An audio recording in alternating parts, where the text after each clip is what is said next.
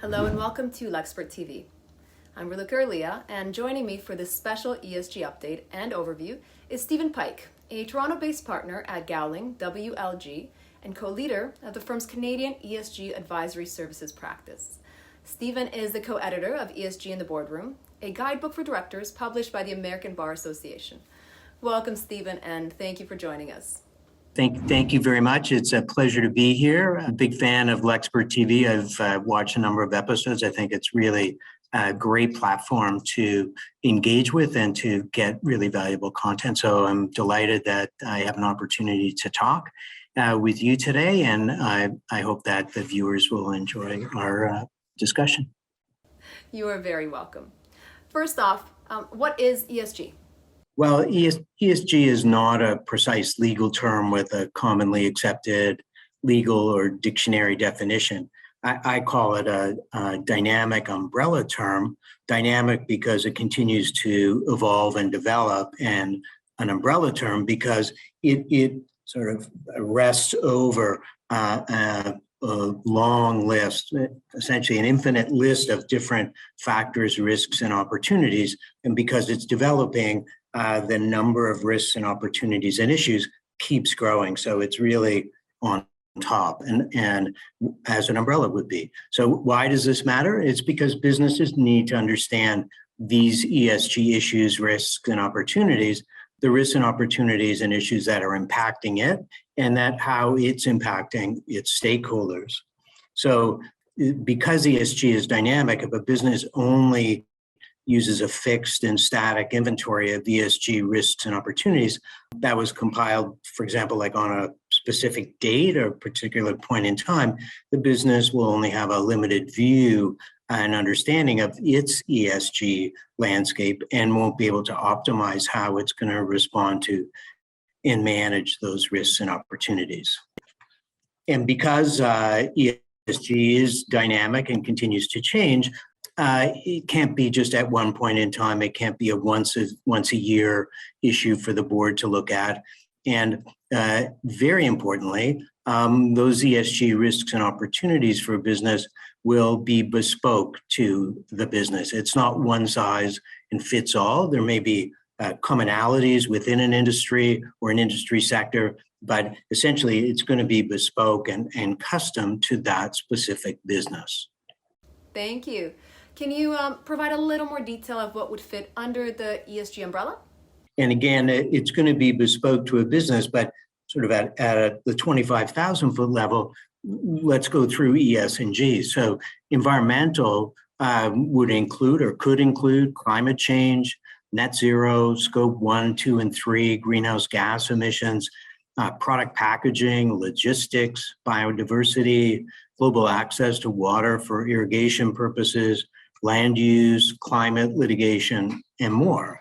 On the social side, it could include social justice issues, treatment of employees, truth and reconciliation, paying a living wage, equity, diversity, and inclusion, pay equity, security of personal information, forced labor and child labor and supply chains, employee mental health. I mean, you may recall at the beginning of the COVID-19 pandemic, CEO after CEO were telling us that the health and safety of our people is our number one priority. Well, that's the S in ESG. And then from a governance perspective, corporate purpose, gender representation in the boardroom and C-suite, tax minimization strategies, directors' duties, executive pay, risk management, anti-money laundering, cybersecurity, risk management, I think I said before, use of artificial intelligence, anti-corruption, whistleblower policies, ESG reporting, CEO succession, and the list goes on and on. The very broad terms, many of them have, various perspectives that we could go into in detail. We could take a whole Lexpert TV session just to look at specific ES and G issues, but almost everything that the corporation has or business has to deal with would fit under the umbrella. And who are the stakeholders and how are they part of ESG? Let me give you a pathway into the stakeholders. Underpinning ESG is a foundation of corporate purpose. In other words, the reason why the business exists. And as such, corporate purposes are generally articulated by the board and senior management and fits together with a concept called stakeholder capitalism. Stakeholder capitalism is essentially a focus on generating sustainable long-term value for the benefit of the stakeholders. So going back a couple of years, in 2019, in the US, the Business Roundtable published a statement on the purpose of a corporation. It was signed by 181 CEOs of America's biggest corporations. And they made a number of commitments to parties they called their stakeholders, delivering value to our customers, investing in our employees, supporting the communities in which we work, dealing fairly and ethically with suppliers, and generating long-term value for shareholders. So customers, employees, communities, suppliers, shareholders, all of them were seen as stakeholders. And as recently as this year, Larry Fink, the CEO of BlackRock, wrote his annual letter to CEOs and talked about stakeholder capitalism, which he said is capitalism, but it's driven by mutually beneficial relationships between the business and the employees, customers, suppliers, and communities that the business relies on to prosper. So we see where stakeholder capitalism came from. My definition of stakeholders would be, I would call it people, organizations, businesses, and other collective entities or groups who are impacted by the activities of a business or who impact the business through ownership or through another relationship, activity, or proximity. And so let me go down a level and say, well, who might those stakeholders be?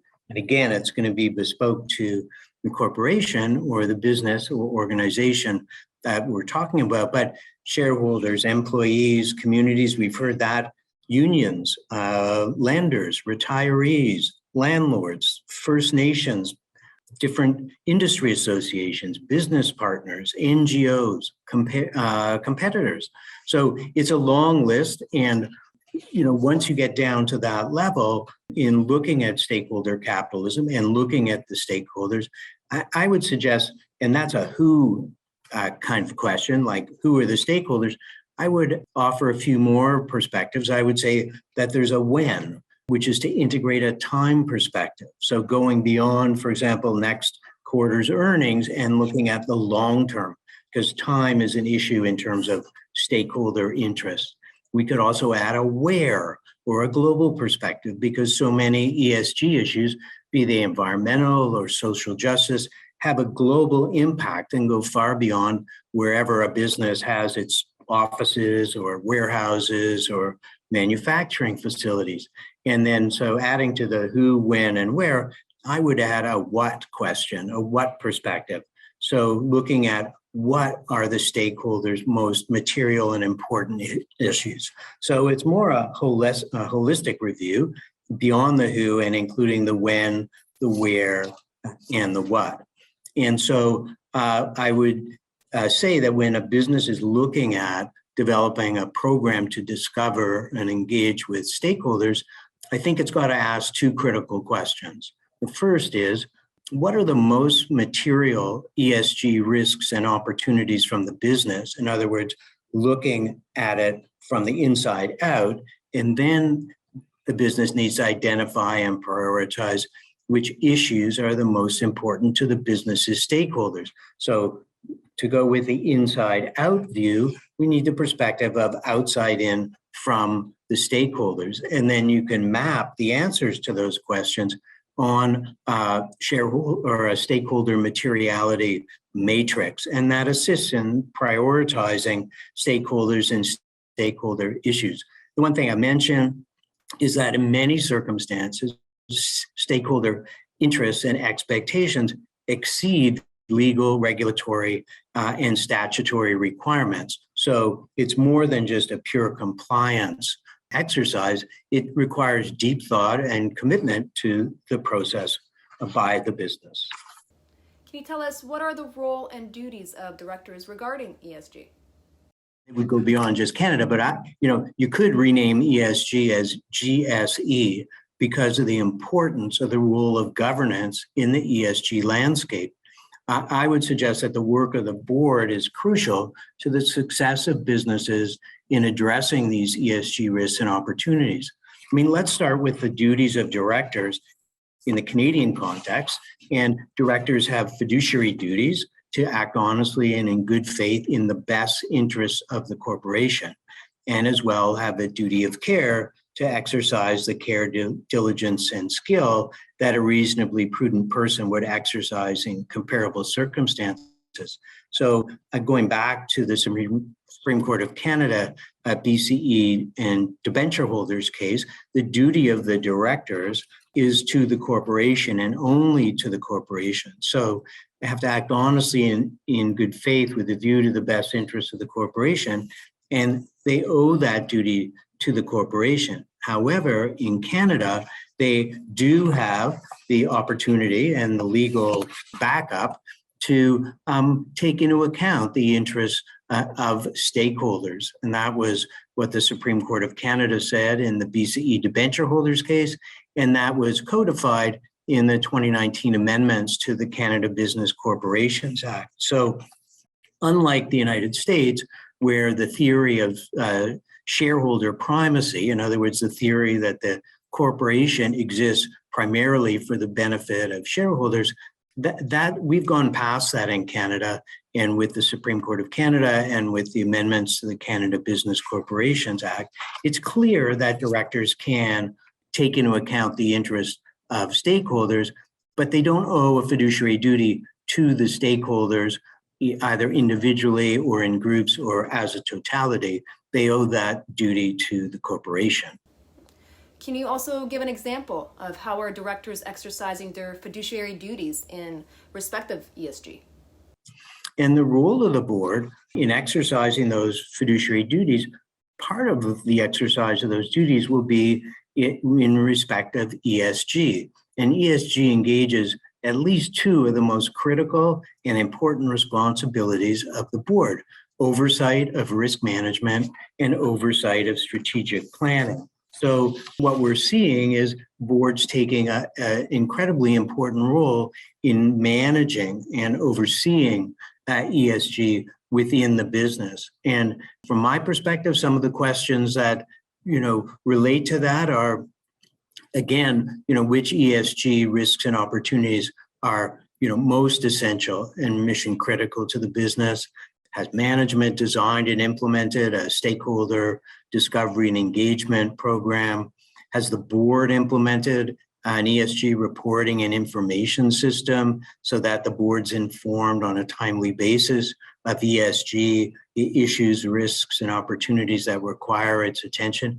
And then does the board monitor, discuss, and address ESG issues in its meetings on a regular basis? So I would say in conclusion, the board's duties definitely include ESG at the highest level within a business or the corporation. And what we're seeing more and more is those duties being questioned, I'll put it that way, by different stakeholders. So for example, in March, in the UK, registered environmental charity called Client Earth initiated a legal action against the directors of Shell, seeking to hold the directors personally liable for an alleged breach of their fiduciary duty under the UK Companies Act, namely a failure to adopt and implement a climate strategy for Shell that would align with the net zero goals of the Paris Accord.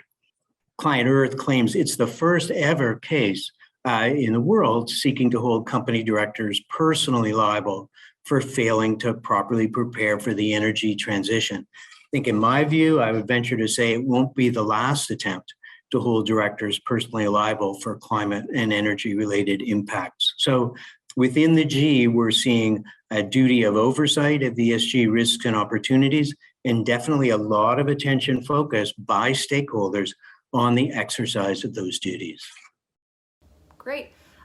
Can you provide an example of an S issue that has become much more critical for Canadian businesses? Under the S, the scope of S issues facing Canadian businesses from truth and reconciliation, diversity, equity and inclusion, social justice issues, vaccine mandates, and other COVID-19 pandemic issues, to human rights abuses in supply chains.